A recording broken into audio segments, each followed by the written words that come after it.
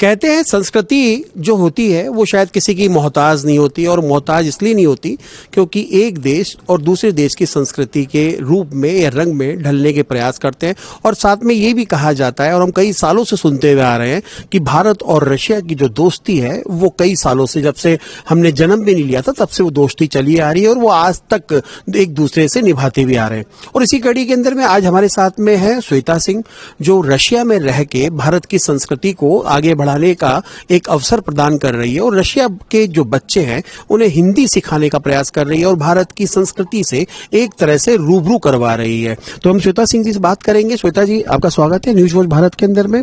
मेरा सबसे पहला सवाल जो है ये है, क्योंकि आप अब रशिया रहती हैं, और क्योंकि सबसे पहला यही होगा कि भारत और रशिया की दोस्ती शायद आप भी अपने बचपन से सुनती हुई आई है और मैं भी अपने बचपन सुनता हुआ आया हूँ, तो क्योंकि आप रहती है वहां पे, तो क्या महसूस करती हैं कि क्या सही में सिर्फ हम इस वाकया को दोहराते हैं या ऐसा सही में है भी?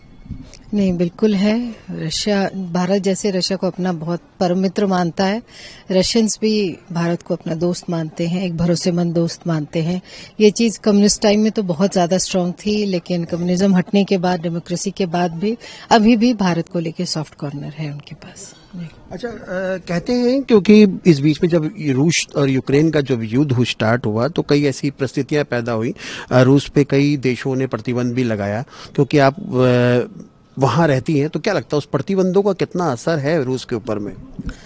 प्रतिबंधों का असर बहुत हद तक नहीं दिखता है वहाँ पे। ये चीज़ मैं मानती हूँ कि वहाँ के लोग बहुत जल्दी आत्मनिर्भर हो गए। पहले जो छोटी छोटी चीज़ों के लिए यूरोप पे डिपेंडेंट थे या फिर दूसरे कंट्री से छोटे छोटे प्रोडक्ट आते थे, उन लोगों ने तुरंत उसका प्रोडक्शन शुरू कर दिया। ये इतने देशभक्त हैं और इनमें वो एक जुझारूपन जो है ना, वो बहुत प्रेरित करता है लोगों को। तो ये चीज़ मैंने देखा, अभी वॉर में चल रहे हैं, 2 साल से वॉर चल रही है, स्ट्रेस है। मैं ये नहीं बोलूँगी, जिस कंट्री पे वॉर होता है प्रेशर तो आता ही है, लेकिन उसके बावजूद भी उन लोगों ने वहाँ की सोसाइटी में, वहाँ के मार्केट में उसको फील नहीं होने दिया है। तो क्योंकि उनका प्रोडक्शन वहाँ शुरू हो गया, किसी तरीके से उन लोगों ने लोगों को कंफर्ट जोन में रखा हुआ है। तो ये रशियंस की बहुत बड़ी क्वालिटी है कि वॉर जोन में होते हुए भी बहुत हद तक ये जो सैंक्शन लगे हैं, इनका इफेक्ट नहीं दिख रहा है। अच्छा, क्योंकि रशिया की अगर बात की जाए, क्योंकि अभी यूक्रेन चल ही रहा है, अब क्योंकि भारत की संस्कृति की अगर बात करें, क्योंकि वहाँ पे आप रशिया के बच्चों को एक हिंदी सिखाने का प्रयास कर रही हैं, क्या लगता है कि दोनों देशों की जो संस्कृति है उसमें क्या समानता और क्या असमानता है? बहुत समानताएं हैं। संस्कृति और संस्कृत भाषा जो है वो रूसी भाषा से बहुत मिलती जुलती है। बहुत सारे शब्द बहुत सिमिलर हैं, दोनों में मिलते जुलते हैं। और जहाँ तक मेरी बात है, मैं वहाँ 28 सालों से हूँ और मेरा मेन फैशन डिज़ाइनर हूँ। तो मैंने जो काम शुरू किया था अपने कल्चर के जो डिज़ाइनिंग है उसको वहाँ तक पहुँचाने का, फिर वहाँ पे मैंने रशियन फैशन डिज़ाइनिंग भी कोर्स किया, तो उसको मैंने फिर मिला करके कुछ नया क्रिएट करने की कोशिश की। तो मैं स्टाइलिंग का काम करती हूँ, एक मूर्तिकार हूँ, तो वहाँ पे मूर्ति कला मैंने सीखी, उसमें अपने शिव को, शक्ति को, कृष्ण को उतारा और कुछ नया क्रिएट करने की कोशिश की। तो मैं जिस तरीके से भी हो सकता है अपनी संस्कृति, अपने भारत को वहाँ रिफ्लेक्ट करने की कोशिश करती हूँ। शायरा हूँ, लिखती हूँ, तो उसके कारण वहाँ की यूनिवर्सिटी से जुड़ पाई। वहाँ पे 6-7 यूनिवर्सिटी में हिंदी पढ़ाई जाती है, और जब कभी भी उनकी डिमांड होती है तो मैं वहाँ के बच्चों के लिए जो भी हो सकता है हिंदी साहित्य पहुँचाने की कोशिश करती हूँ।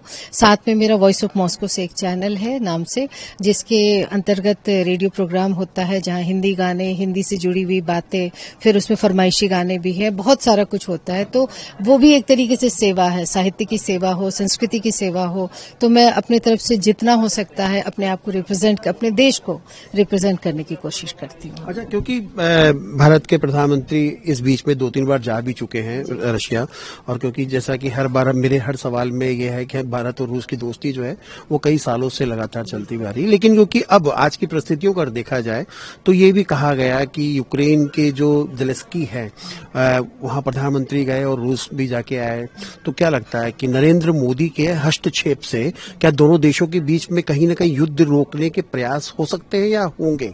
बिल्कुल हो सकते हैं। ये बहुत बड़ा एक शुभ संकेत मैं बोलूँगी, और इस चीज़ को वहाँ के लोग भी बहुत पॉजिटिवली ले रहे हैं कि संवाद से ही कोई चीज का हल निकाला जा सकता है। मैं कभी भी नहीं किसी भी युद्ध का समर्थन नहीं कर सकती हूँ। वो किसी भी कॉज के लिए हो, आप सही हो गलत हो, लेकिन इससे युद्ध से किसी चीज का हल नहीं निकाला जा सकता। और मोदी जी का जो अभी प्रयास चल रहा है, रशिया गए और अभी यूक्रेन गए, तो बहुत वहां के लोग भी इस चीज को लेके आशावान है कि जरूर वो एक विश्व गुरु की तरह या फिर एक विश्व लीडर की तरह दोनों देशों को बिठाएंगे टेबल पे और इस चीज को बातचीत के जरिए इसका सोल्यूशन निकालेंगे। तो वहां भी लोग इस चीज के लिए होपफुल है। अच्छा, क्योंकि आप रशिया रह रही है, मेरा लास्ट सवाल है आपसे, रशिया में रह रही है और क्योंकि मूलतः आप बिहार की रहने वाली हैं, तो क्या लगता है कि आप बिहार में रह के एक तरह से देखा है तो अप्रवासी भारतीय हो गई हैं, आप एनआरआई हैं, तो कुछ भविष्य के अंदर में बिहार के या जहाँ पे आपका जन्म हुआ है वहाँ के मातृभूमि के लिए कुछ करने का प्रयास करेंगे? क्योंकि रशिया और भारत के बिहार जो है एक तरह से देखा जाए तो बहुत ही अति पिछड़ा राज्य है, तो कुछ अपने दम पर या अपने कर्तव्य पर क्या लगता है, आप अपनी जन्मभूमि का कभी कुछ विकास कर पाएंगी या वो भी सरकार के भरोसे ही रहेगा? नहीं नहीं, बिल्कुल हर इंसान का कर्तव्य होता है। सरकार के भरोसे सब चीज नहीं छोड़ सकते, इसलिए बोले कतरा कतरा करके सागर भरता है। जो मेरी कैपेसिटी में जितना मैं कर सकती हूँ, अभी मैं वहां हूँ तो अपनी संस्कृति को वहां पे प्रोत्साहन, मतलब उसके बारे में बता सकती हूँ, जितना हो सकता है लोगों को जोड़ने की कोशिश कर सकती हूँ। उसके अलावा बिहार से हूँ तो हर बिहारी के डीएनए में छठ है, तो मैं वहां पे जाके मैंने छठ शुरू किया और मैं वहां पे पूरी जितनी भी इंडियन कम्युनिटी है, रशियन कम्युनिटी है, वो पूरी श्रद्धा से जुड़ते हैं। और आज के दिन में मेरे छठ पर्व में वो एक पूरा एक बिहार नहीं, वो पूरे भारत का फेस्टिवल हो गया है। तो एक छोटा सा प्रयास वहां पे किया। और जहां तक बिहार की बात है, मैं बिल्कुल बिहार की बेटी हूँ और बहुत सॉफ्ट कॉर्नर है, और मैं जब भी जिस तरीके से भी सेवा करने का मौका मिलता है मैं जरूर करती हूँ। फ्यूचर में भी मेरा प्लान है कि एंड ऑफ द डे हमारे रूट्स जहाँ से है उस जगह की सेवा करने का मौका मिले तो मैं जरूर करूंगी। और बहुत सारे प्लान लेकर के मैं कभी न कभी भारत आऊंगी और जरूर कुछ न कुछ करूंगी।